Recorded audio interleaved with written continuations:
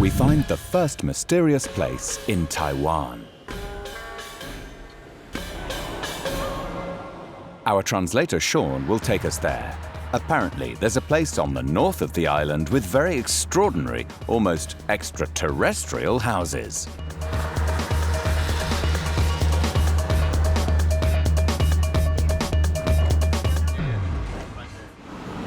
Doesn't look very lost here. No, it's not that lost. Just a little further, at the edge of the town. Suddenly, the area is deserted. We spot the first UFO house on a hill. It looks like something from an old science fiction film.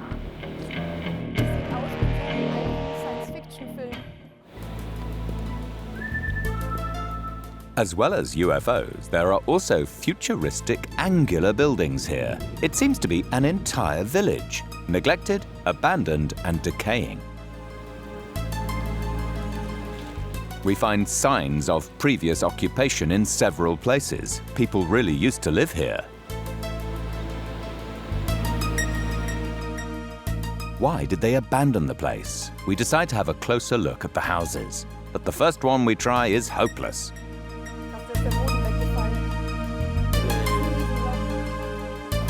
Be careful when you go inside, there's no floor. We'd still like to take a look.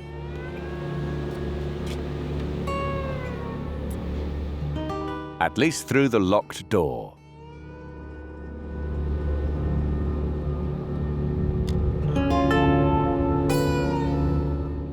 Was that an apartment? What happened to make people abandon this place? The village must have been empty for many years. Everything is so weather-beaten. Our investigation continues.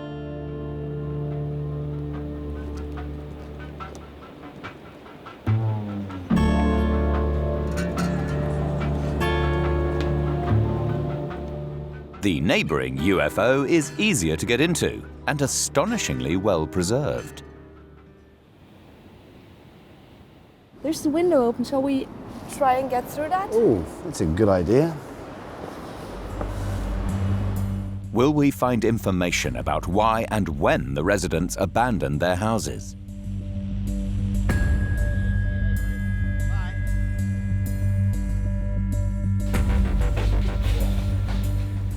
The weather has left its mark on the houses.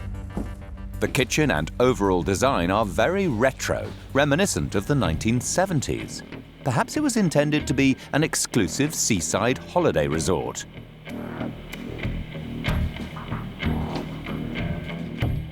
Next to the living area, we find what was the bedroom. Signs of life everywhere.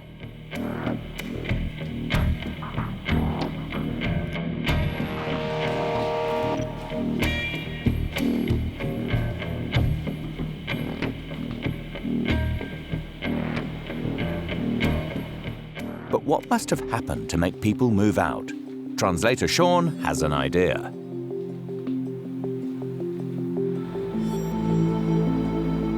To take a guess, it'd have to be something to do with the weather. Winter time, it's kind of cold, and heating this place would not be easy. And then summertime, it's super hot. It'd just be like living in a glass house. It's not brick. This stuff just going to absorb heat like nothing else. Sean's suggestion sounds plausible. In summer, temperatures rise as high as 40 degrees in Vanle. The external walls and the entire bathroom appear to be made of some sort of plastic, not good insulation. We look for clues as to how long this house has been empty. A newspaper. Can you see a date on that? Maybe. Okay, March the 5th, 91, so maybe 15 years ago. 91? 91, well, in Taiwan years, 91. Taiwan has its own way of calculating dates. The Mingguo calendar begins with the founding of the country in the year 1912.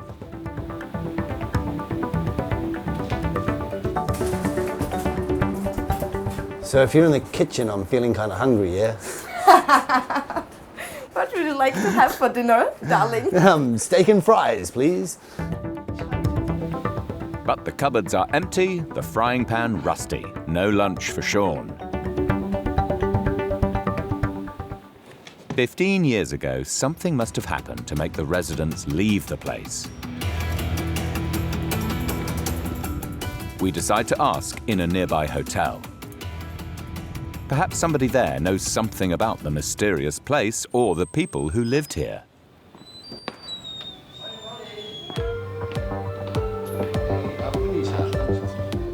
Mrs. Chen, who works in the hotel, takes us up to the rooftop terrace with a view of the UFO Village. Does she know the story of the abandoned place? 这边的话是60年代有一个天工公司，那它引进塑钢这个材质，然后造了当时70年代最流行的玲珑屋，对。What was it supposed to be? So why did you build this? 这边的话，它是可以租房子或是用买的。那买的话，就是可以暑假的时候或假日可以到这边度假。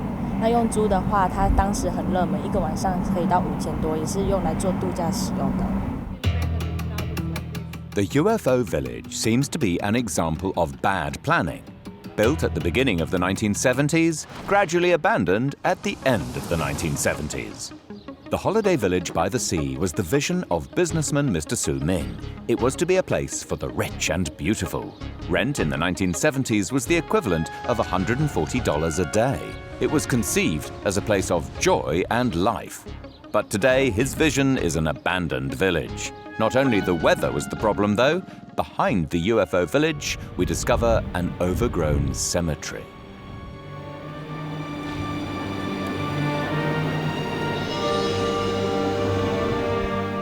Taiwanese people are extremely superstitious and they worship their ancestors. Most believe that if a grave is not looked after, the spirits will rise up.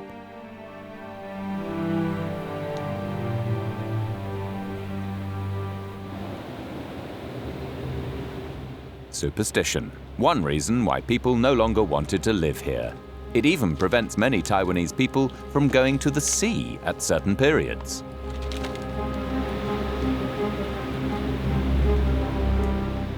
Have our ghost month in the middle of summer where you cannot go near the water, you can't go near the beach. It's a time they believe the gates of hell have opened and all the ghosts are wandering the earth, especially all the ocean ghosts. People have died in shipwrecks, over throughout history. So the worst place to go is in the water. So you don't go to the beach, you don't go swimming. July is the ghost month when Taiwanese people go to great lengths to avoid the beach.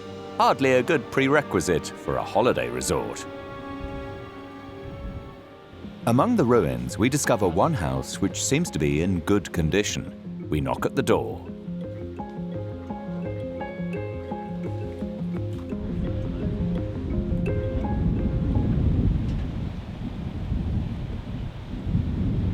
Sure enough, somebody is living here. Can we go inside and have a look?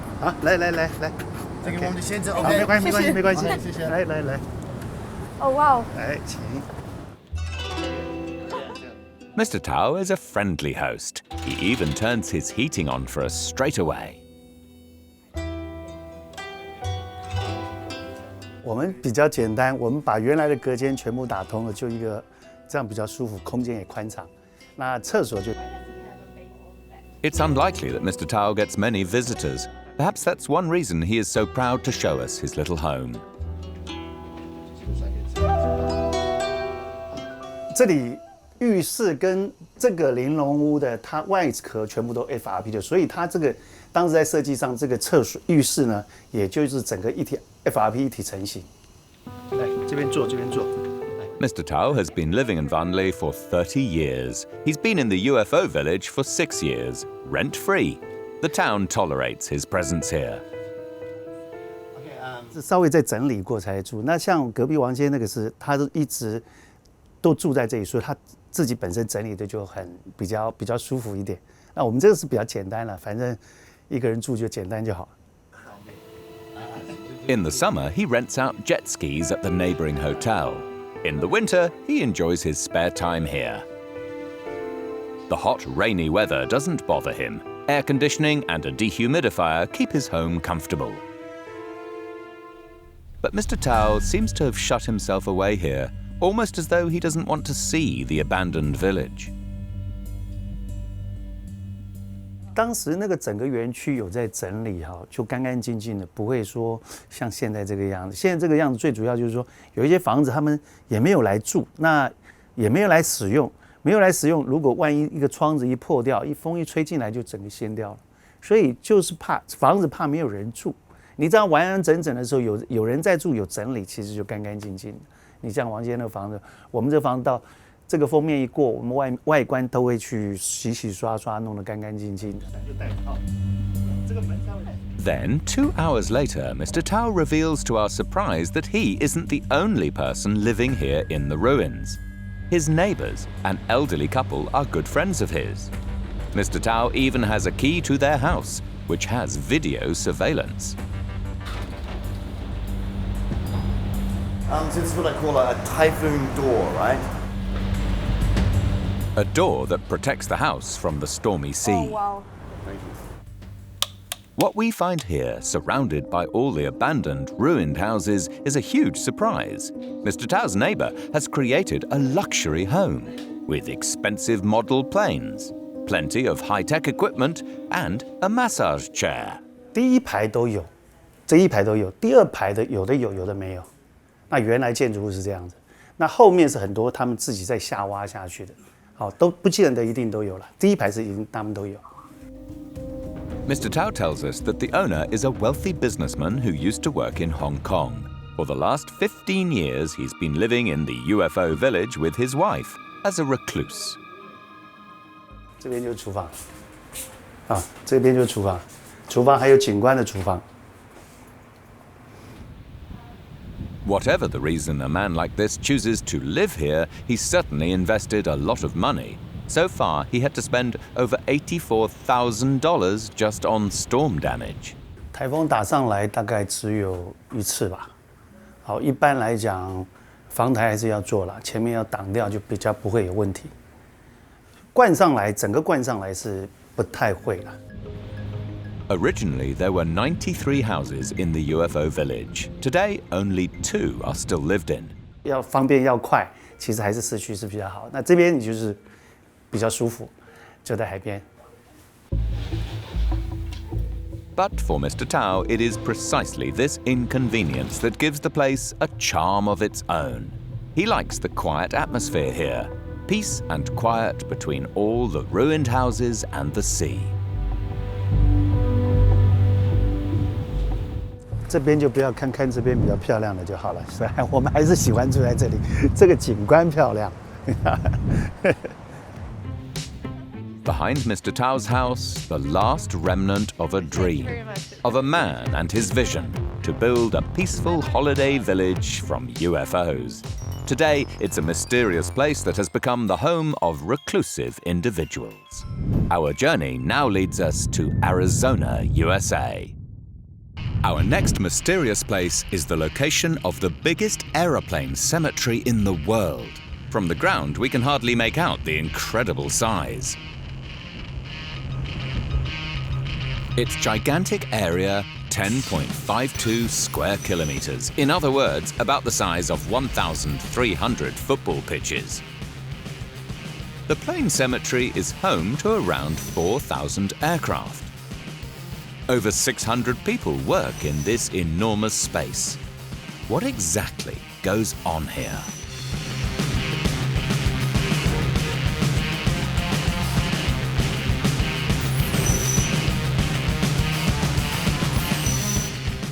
When these implements of war have done their job, they end up with John.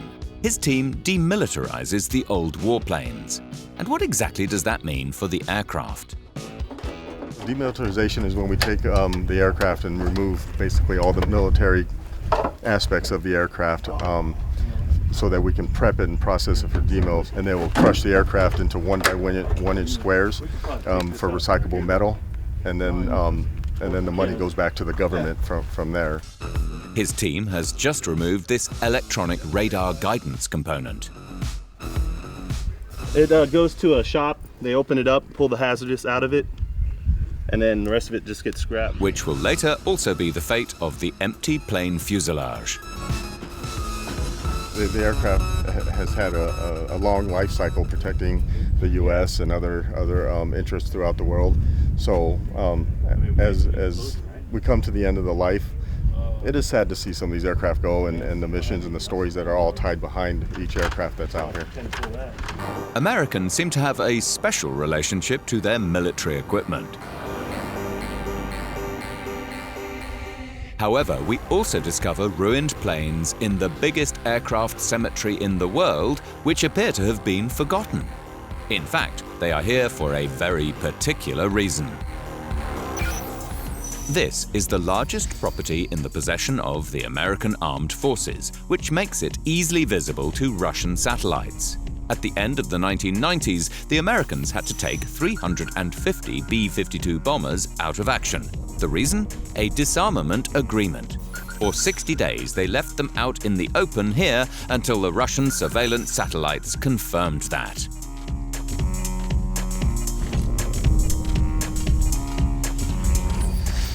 However, helicopters and aircraft are not only brought here, so it can be their last resting place. Some of them are resurrected, so to speak, which is why the 400 aircraft that arrive here each year must be prepared accordingly. This is the job of Jeff, the storage flight chief, and his team. An aircraft coming in, we'll immediately take it and safe it for maintenance.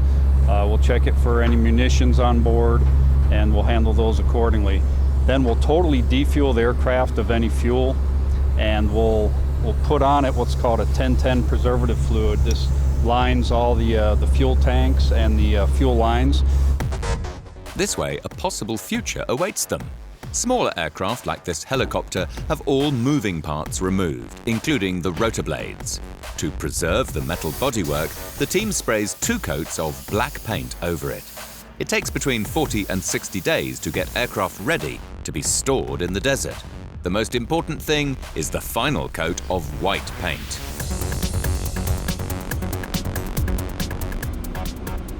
Finally, the white keeps the reflective, it has a reflective property, if you will, so it keeps the internal temperatures of the aircraft down to a manageable level, less deterioration.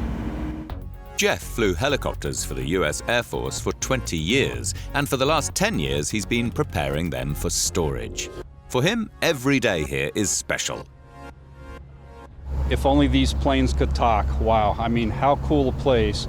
You wake up every single morning and you may go do the same thing day after day after day. Here in AMARG, we come out and we have 50 different Mission Design Series aircraft. How cool is that? When the packaged planes are ready for the desert, they end up with the flight chief, Mark, a kind of cemetery warden. He explains to us why this desert area provides perfect conditions. Low humidity is probably the biggest condition that we have out here that inhibits corrosion. The second reason is the soil compaction in the type. Right below our feet is caliche soil, which is a clay. And when it's very dry, it's very hard. We don't have to pave everything, makes it cheap to store aircraft. And it may be for many years. This B-57 bomber, for example, has been in the Arizona desert for almost 50 years. And although it's been here a long time and the paint's just beginning to fade, it's still sound and it's still in great shape. And the fact that it's been here so long, almost 50 years, and we could still regenerate this for flight today. Absolutely amazing. That's right. The planes in the biggest aircraft cemetery on the planet really could rise into the air once again, because modern fighter jets are also parked here. The people responsible for resurrection are Flight Chief Chris and his crew. This transport plane is his latest project. This airplane came in, it used to belong to the United States Marine Corps about 9-10 years ago. They put it into the desert, and then the Japanese Navy came in and they purchased the airplane. But before it can be handed over to the customer, the team has to check out the entire plane. For the last 6 months, they've been taking a close look at every cable, every linkage, and every screw. After all, the plane has been in the desert for a decade. Today, it's ready for a first engine check.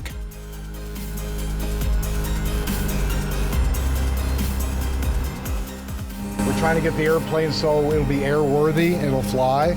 So these guys will check the systems to make sure everything works as it should. Usually, yes, they'll start. Usually. Sometimes we'll have one that likes to give us problems, but it's not a problem. Sure enough, the first 3 engines start up just fine, but the 4th doesn't quite make it. Chris and his team have to get back to work, but resurrecting the dead is a dream job for them. It's really satisfying because these guys are most of them are ex-Air Force. So we all grew up with aircraft. We're all in the Air Force. So coming out here, redoing these airplanes is pretty nice. They get up to 30 planes a year flying once again. Not only transport aircraft, but also fighter jets like this F-16. In this way, the Air Force attempts to recoup at least some of the high costs. In total, the warplanes slumbering in this gigantic aircraft cemetery were once worth $35 billion. Like the Lockheed C-5, once the biggest transport plane in the world. Today, most of them are broken up for scrap. 350,000 parts become available this way.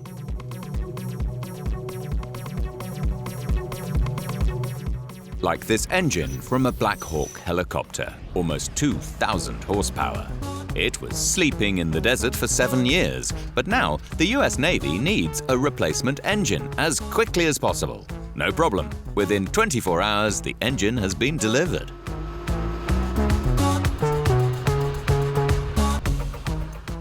Individual parts can also be ordered, like these hydraulic engine components. First, they are subjected to high-pressure cleaning and then have to pass a thorough inspection. After all, they haven't been in use for many years and they've been stored in the desert. If a part were ever installed that didn't work properly, it could cost human lives. The man responsible for all this is Rick. In this tank here, it's an oil-based liquid that has a fluorescent dye in it that will fluoresce under a black light. He submerges the valve in the liquid and waits half an hour. This way, the liquid can penetrate any possible cracks. The valve is then washed and placed in a contact liquid, washed again, and then dried with an industrial heater. The last part of the security check is the black lamp tent.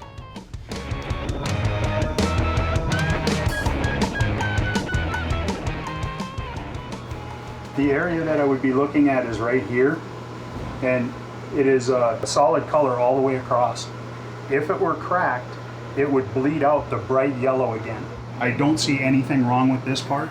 Each year, 10,000 spare parts are dispatched to American forces, Allied forces, and friendly nations. Right after the Vietnam War, 6,000 planes were stored here, a record.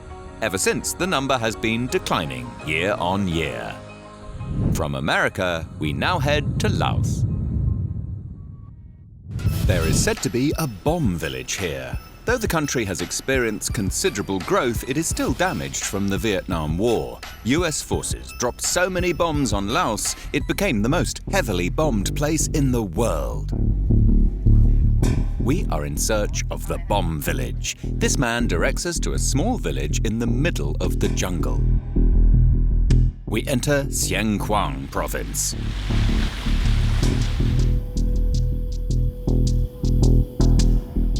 Just under 600 people live in this little place, most of them farmers or fishermen. At the bank of the river, we spot a boat that looks like part of a bomber.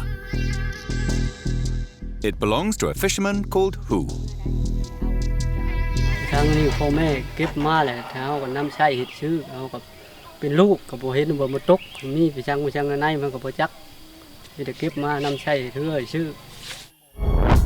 With the plane came bombs as well. The adults salvaged the explosive charges since they represent valuable raw materials for the poor rural population.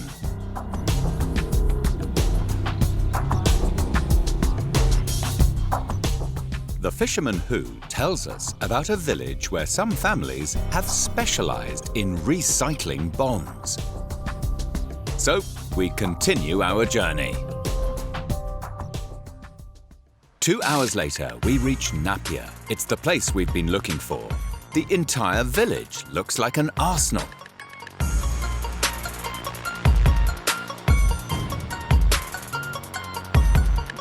But nobody here is afraid of the bombs anymore. The explosive charges have all been removed.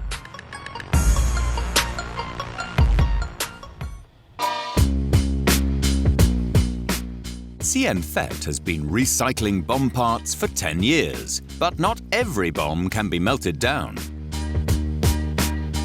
เพราะว่าตัวนี้มันเป็นลูกคำผายเนาะเป็นเศษเล็กแล้วมันมีโลแต่ส่วนน้อยๆแล้วไทยเฮาเราบอกเอาใส่หม้อเลยเพราะจำนวนอันเศษตัวหนาตัวบ่มีอันเศษเล็กนี่ติดกับนี่มันได้ Many of the explosive charges dropped during the war didn't explode, ticking time bombs.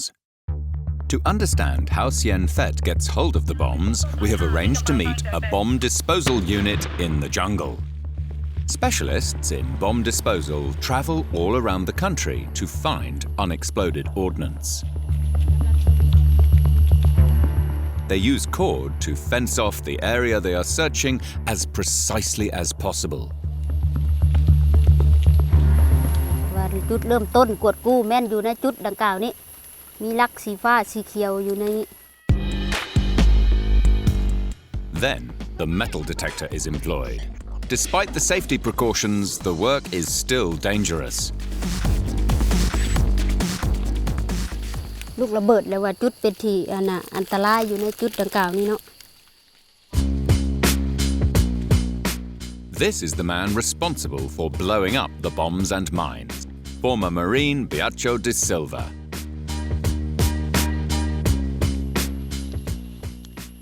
The kids are the more vulnerable people for this kind of item because they are curious and you see the shape is like a ball and so it's very attractive for kids. Biacho is familiar with the danger. He has worked on hundreds of missions like this.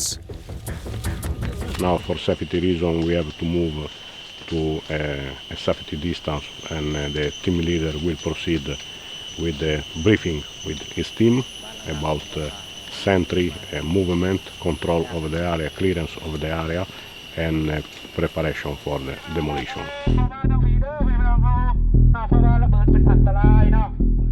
Animals have to be evacuated as well.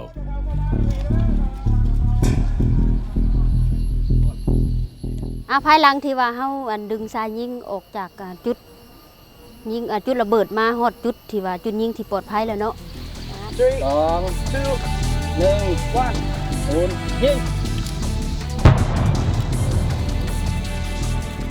The bomb has been successfully exploded and the danger is over, although there isn't much left of the bomb to be recycled. Back in base camp, Bunma shows us the metal recovered from larger bombs they have blown up this week. The raw material that's left goes to people like the spoon maker.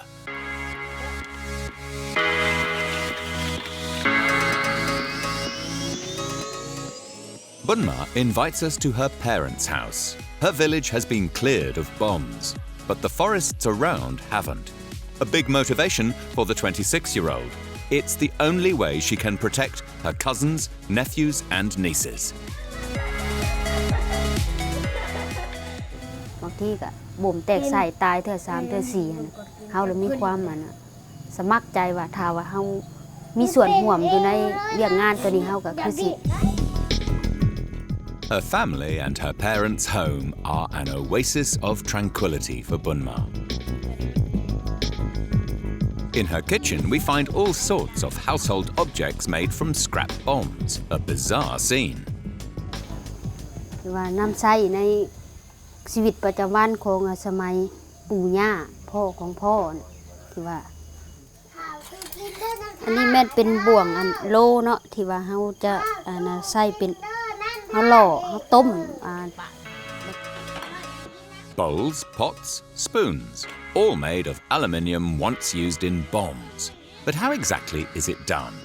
This is the man who should know, spoon maker Sien Phet. He started this small foundry with his brother 10 years ago, and since then he's been making spoons from old bombs. He also made the molds he uses. Business is booming. lots of the villagers buy their spoons from him. ประมาณ 4-5 อันนี่แหละบ่โดนดอกมันเสียนี่ย้อนว่าอันโฮเขานี่มันบ่ทันฮ้อนถ้ามันฮ้อนแล้วได้ไปตลอดนี่การนี้ก็ได้แล้วดิ He used to search the forest himself for the remains of bombs. ที่ว่ามันเคยเกิดหลายบ่อนหลายที่แล้วเขาก็บ่อยากไปแล้วมีแต่คือสมัยเดี๋ยวนี้ผู้น้อยมันก็บ่ไปแล้วเนาะมันก็ไปโรงเรียนแล้วมันก็บ่ไปแล้ว For some years now, Sien Phet has been getting aluminium from the bomb specialists, and he makes 800 spoons a day this way. His nephew Vet helps him. ยานอยู่เล็กน้อยแล้วก็ยามนี้ก็บ่ไปละไปโรงเรียนซุมื้อแล้วก็มีโครงการมาเก็บกวาดระเบิดอยู่บ้านเฮาแล้วก็บ่ไปสอนอยู่โรงเรียนแล้วก็บ่ไปแล้วยามนี้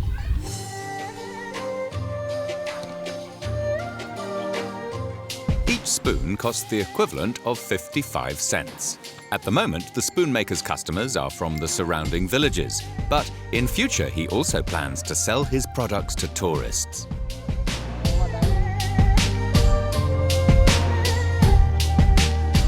เป็นบ่วงเนาะแล้วก็เป็นเครื่องผลิตภัณฑ์ต่างๆแล้วก็เฮ็ดหลายอย่างอยู่แต่ว่าช่วงนี้หั่นนะมันก็ยามฝนเนาะตลาดนะของรับบ่ทันหลายถ้าโอ้มีตลาดของรับหลายมีผู้ต้องการหลายนะ The war is almost forgotten, but the danger of unexploded bombs is still very real. These people have taken their destiny in their own hands and made something positive out of the deadly remains of war. A village full of bombs. Perhaps it couldn't exist anywhere else except here. We find our next mysterious place in Thailand. The search begins with this puzzling picture. There are people lying in coffins, but they don't appear to be dead. It looks more like some kind of ritual. What's going on here? And what do the Buddhist monks have to do with it?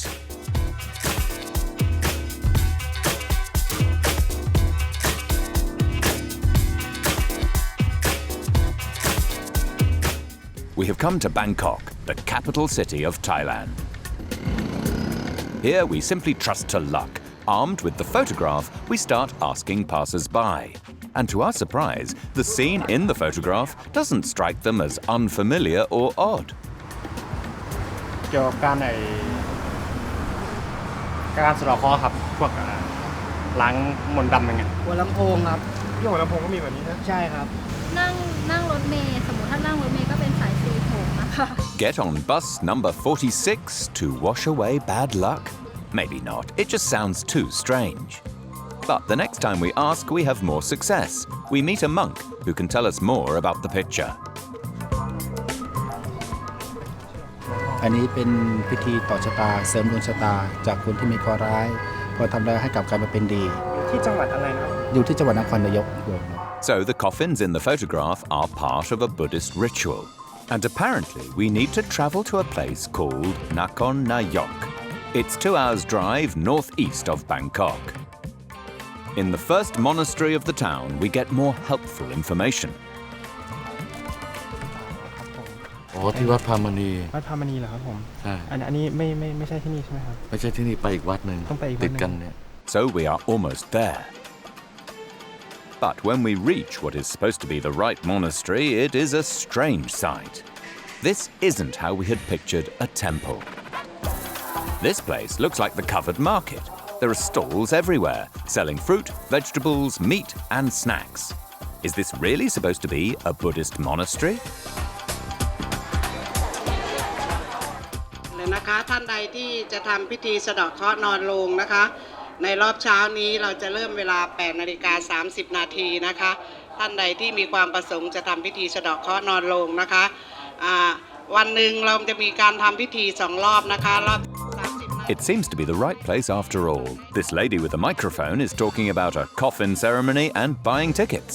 Further inside the monastery, we meet Prapa. He has come here from Bangkok especially for this ceremony.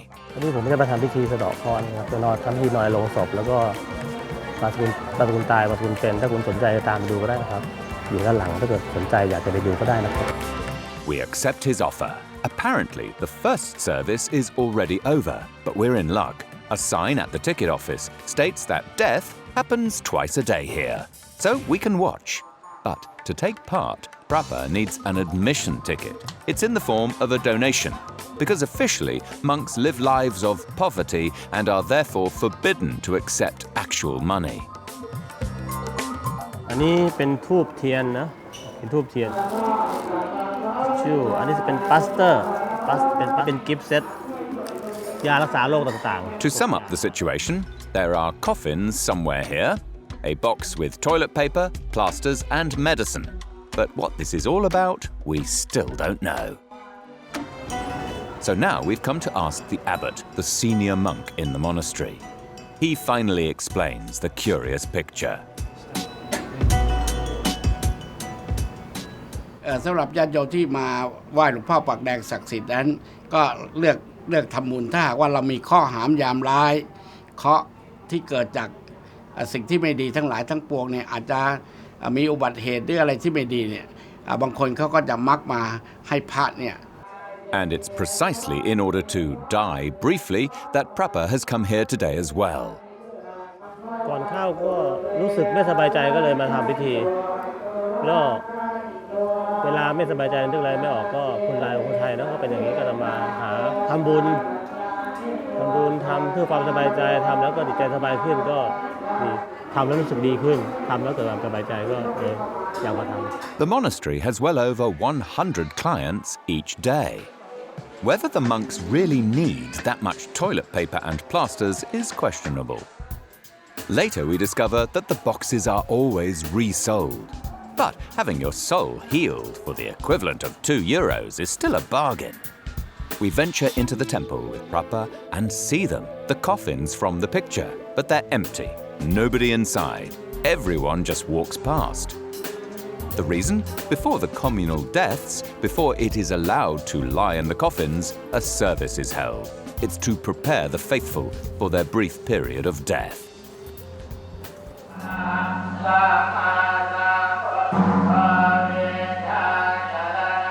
This ritual is in fact very old. It is said to date back to the Buddha himself. But in ancient times, only old or sick people would lie in a coffin. By means of the ritual rebirth, the faithful believe people get new strength. They are healed or given the ability to live longer. เห็นคนส่วนใหญ่เขามาทำกันส่วนใหญ่นะส่วนใหญ่เมื่อสมัย5-6 ปีที่แล้วจะมีคนมาที่นี่เยอะมากแบบมากันแต่ออกจากบ้านตี 3 เที่ยงคืนก็มีบางคนเพื่อจะมาเข้าเป็นทำตอนต้นประวันนึงมีแค่2 ครั้ง Dying isn't all you can do here. People come on a pilgrimage to find happiness. At one of the many stalls, monks draw signs on people's foreheads. It is believed that this improves their karma. The abbot provides mass blessings, naturally in return for a small donation. You can stick gold onto the statues of the monastery and walk around an elephant's leg. It's all believed to make life more beautiful. And if you want to test your newfound luck, you can. Lottery ticket sellers have gathered in the monastery and stalls selling vegetables and everyday items. Allegedly, the monastery's income comes mainly from donations.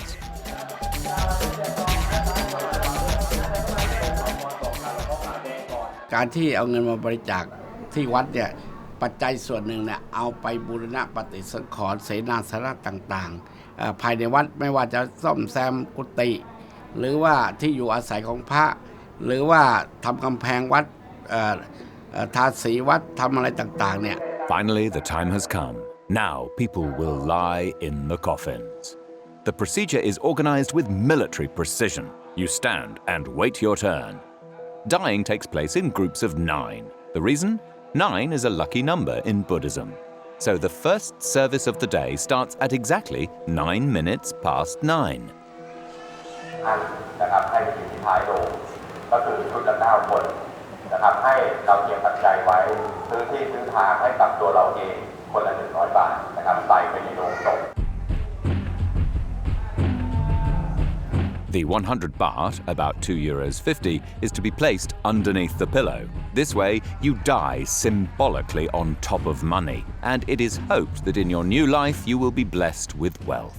ดอกไม้พร้อมปัจจัยพนมมือกล่าวด้วยที่พื้นฐานกันก่อนนะครับเดี๋ยวคุณเจ้าจะกล่าวนำให้เราก็กล่าวตามคุณเจ้าออกเสียงให้ชัดเจนนะครับพอเรากล่าวด้วยที่พื้นฐานเสร็จเรียบร้อยแล้วจับขอบโลงนะครับที่ให้จับขอบโลงเพราะว่าจะได้ไม่ประมาท ก็รู้สึกดีขึ้นแม่ต้องรู้สึกดีขึ้นแน่นอนถึงแม้ว่าคงไม่มาเพราะแต่ละคนที่มานี่ก็มาจากที่ไกลๆนะแต่ละคนขับรถมาเป็น 300-400 กิโลเพื่อมาทำพิธีนี้ต้องมาแต่เช้า The first prayer, the prayer for the dead, is incidentally the one recited by monks at a genuine funeral. It's followed by the prayer for rebirth. ข้าพเจ้าขอซื้อที่ซื้อทางเพื่อสะเดาะเคราะห์ต่อชะตาชีวิตของข้าพเจ้า Prappa now has to lie down, close his eyes, and think of the evil in his life. That way, it leaves his body and the bad karma remains behind in the coffin.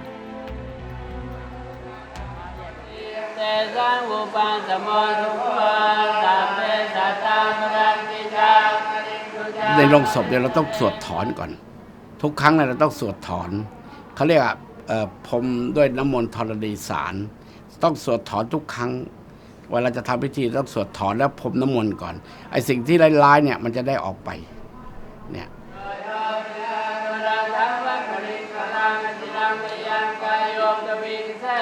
After 90 seconds, it's all over, and Prappa can get out of the coffin again. He has died and been reborn.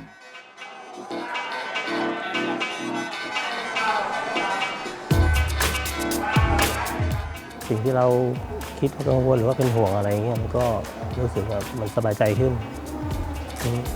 ได้ทำเสร็จแล้วก็ไม่มีอะไรติดค้าง For him, a new life is just beginning. And now we know the story behind this mysterious place. Our next destination is Manila, capital of the Philippines. A gigantic cemetery in the middle of Manila, and one of the most mysterious living spaces in the world. Here, 2,000 families cook, sleep, and live alongside, on top of, and even right inside the burial plots. Nowhere else do life and death coexist as dramatically as in this cemetery. But how can you live surrounded by the dead?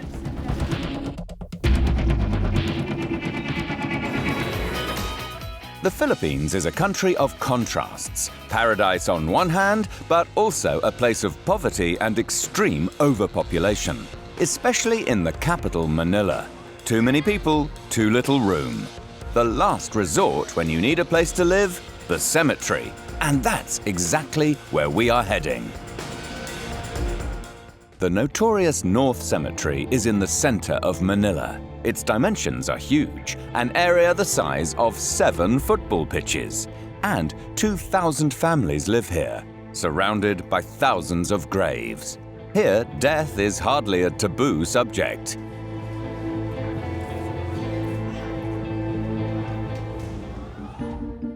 Our reporter class is visiting the Feliciano family. They are willing to show us their home. As with most cemetery dwellers, their living space and the cemetery itself merge seamlessly. The lady of the house, Milagros, is in her kitchen. Kami naghuhugas ng mga pinggan, nagluluto, gaya niyan. Tapos ito yung lutuan namin. The residents of the cemetery don't have to pay any rent, but they work and sleep among the dead.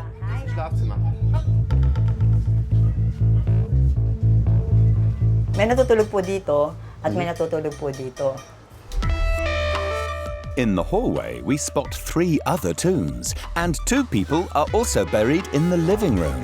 The woman in this grave only died 2 years ago. Pero nung una na bago pa lang kami dito, 10 years 10 years nga bago kami natira dito. Kasi nung di pa kami dito nakatira, doon kami sa Tagaytay nakatira. Ngayon, dahil yung pinagtitirhan namin doon, kinuha na ng may-ari.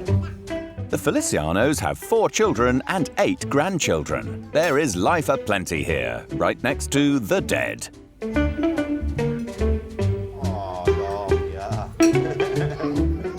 There is no running water in the cemetery, so twice a day Milagros has to make a pilgrimage to fetch some. Ayoko ng mga dito, talagang tumire. Kaya lang, wala lang kami magawa. Kasi isa po din akong manggagawa sa simbahan. Unang-una po, pag ginagabi kami ng uwi, doon hindi naman namin mapabuksan. 80 liters of water costs the equivalent of 4 cents.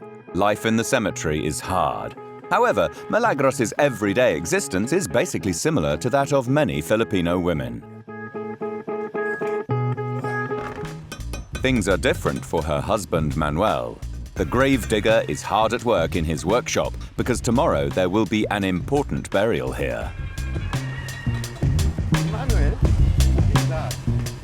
Ito mabigat. Ito, tapos gusto mo, may bubuksan nito. Ganun na lang. So today, Manuel will be performing an exhumation. After 5 years, the rental agreement for this burial plot has expired and the relatives can't afford to extend it. The body has to be moved. An everyday task for the gravedigger. For most people, it would be very much taboo.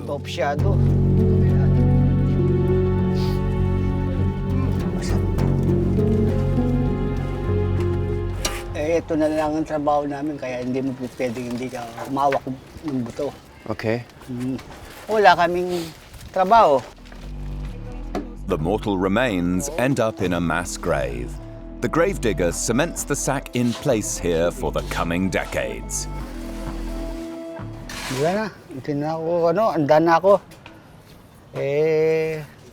Siguro, una-una lang. Work continues in a more harmless fashion.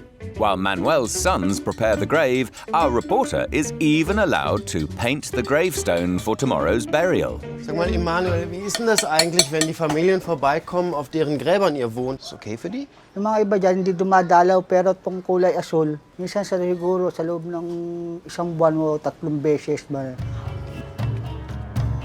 Although the rent for a grave is only $6 a year, many of the relatives just can't afford it. So the inhabitants of the cemetery have come up with an unusual idea to help poor families. The daughter Manilin is going to show class what's going on. We have to get to the other side of the cemetery wall. This route is only open during the day. What looks like a doll is in fact a genuine dead body. And right next to it, people are gambling.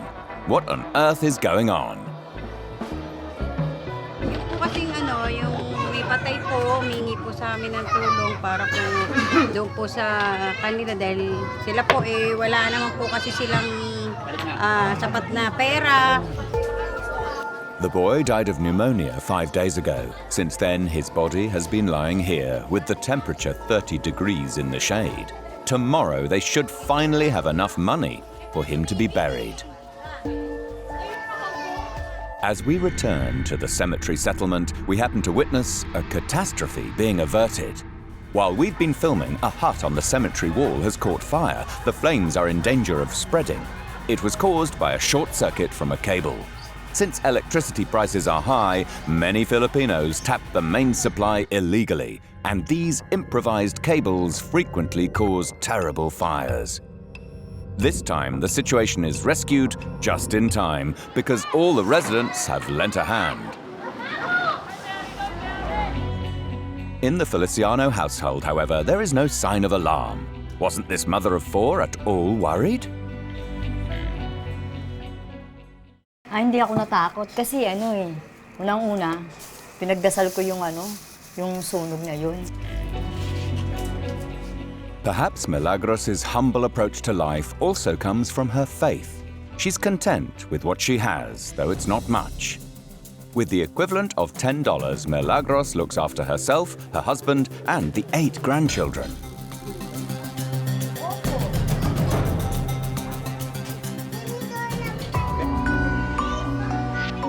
Meanwhile, it is night outside, but Manuel still hasn't finished work. The grave simply must be made ready. Around 10 o'clock, it's bedtime.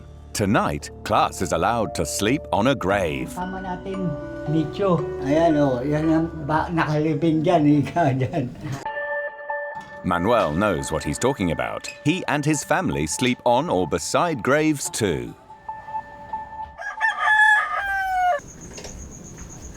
A new day dawns, and our reporter has also survived the night. Good morning. Good morning. Kumusta naman yung pagtulog mo? Naja, so ganz okay.